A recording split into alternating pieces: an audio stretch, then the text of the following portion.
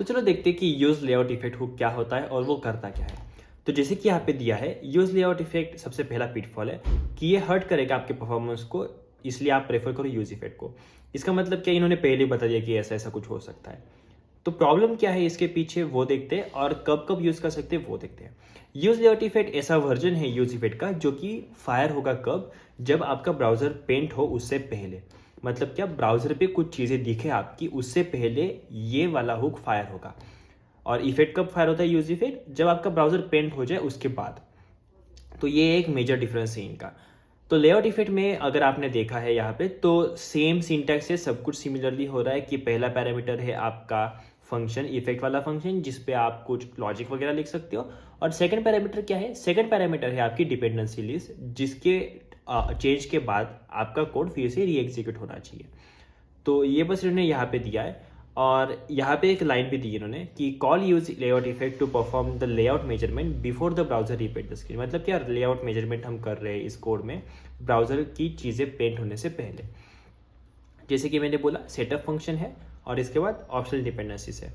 और setup function के बाद में क्या है, react will first run cleanup function if you provide it with the old values and then run the setup function with the new values. Before your component is removed from the DOM, React will run the cleanup function. मतलब optionally आप एक cleanup function दे सकते हो इसे return करके, जैसे effect में करते हैं ना यूज इफेक्ट में, बस उसी तरह से। रिटर्न क्या करता है, रिटर्न कुछ भी नहीं करता है, इफेक्ट भी कुछ भी रिटर्न नहीं करता। कैविएट्स देखते हैं क्या क्या। हुक है तो टॉप लेवल पे डिफाइन करना पड़ेगा, ये तो मेन कैविएट ही होता है सारे हुक्स का। सेकेंड चीज़, जब स्ट्रिक्ट मोड ऑन होता है तो ये चीज़ 2 बार रन करेगी। मतलब क्या, React will run one extra development only setup plus cleanup cycle before the first real setup. मतलब क्या, हमेशा स्ट्रिक्ट मोड में 2 बार चीज़ें होती है ताकि हम देख पाए कि अपना प्रीवियस डॉम ट्री और next DOM tree actually equal है कि नहीं। इसके लिए होता है, मतलब प्योरिटी चेक करने के लिए होता है। अगर आपने पिछली वीडियोस देखे नहीं है और कैसे ये प्योरिटी चेक की एल्गोरिदम होती है और कैसे रिएक्ट प्योरिटी चेक करता है अपने स्ट्रिक्ट मोड को यूज़ करके, वो नहीं देखा है तो मैंने पिछले वीडियो चेकआउट करो, स्टार्टिंग में ही दिया था इसके प्लेलिस्ट में, इस रिएक्ट की प्लेलिस्ट में स्टार्टिंग में ही मैंने एक्सप्लेन किया था। तो आप समझ पाओगे कि कैसे हो रहा है एक्चुअली।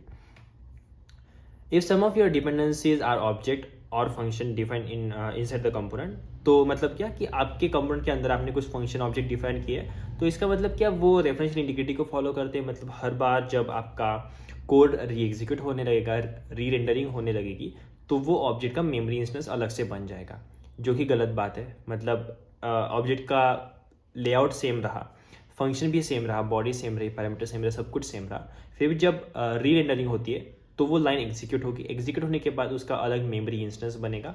इसकी वजह से पहला फंक्शन दूसरा फंक्शन हमेशा अलग रहेंगे। एट द एंड आपके डिपेंडेंसी में अगर वो डला होगा तो आपका डिपेंडेंसी हर री रेंडर पे अपडेट होता रहेगा, जो कि एक गलत बात है, परफॉर्मेंस में बहुत ज़्यादा इफेक्ट पड़ेगा।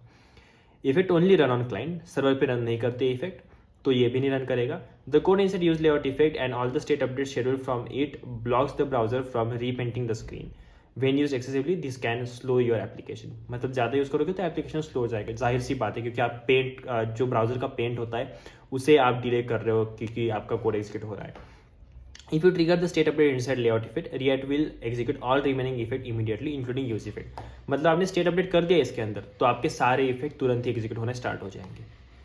मेजरली क्यों यूज होता है, मेजरली यूज होता है ताकि आप यूआई पे जो चीज़ें करनी है आपको पेंट से पहले, ताकि यूज़र को वो फ्लक्चुएटिंग बिहेवियर ना मिले, क्योंकि कैलकुलेशंस वगैरह करनी पड़ती है, कुछ चीज़ें हमें अब रिपोजिशन करनी पड़ती है, वो करने के लिए मेजरली यूज होता है।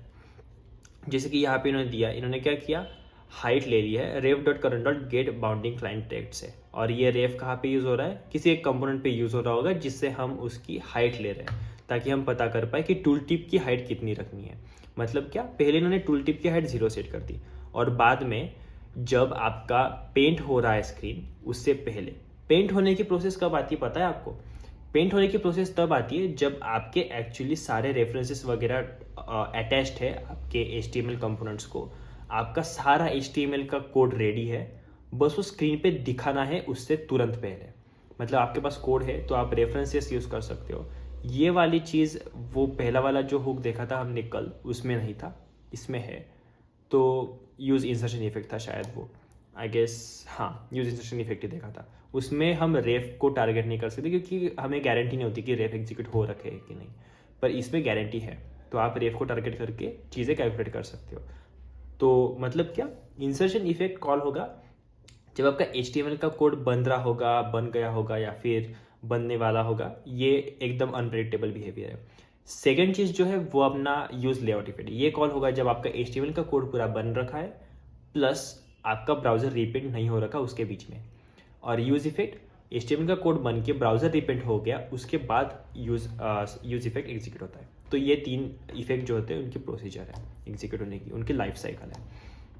इसके बाद इन्होंने दिया है कि उसी कोड को कैसे यूज़ किया है, और जहाँ तक हम देखें टूलटिप कंटेनर में इन्होंने पास किया था वो चीज़। तो हाँ, मतलब हम बस हाइट निकाल रहे हैं चीज़ों की। पहले use layout effect blocks the browser from repainting and use effect does not block the browser from repainting. तो जाहिर सी बात है ना, क्योंकि रीपेंट के पहले एग्जीक्यूट हो रहा है तो ब्लॉक करेगा।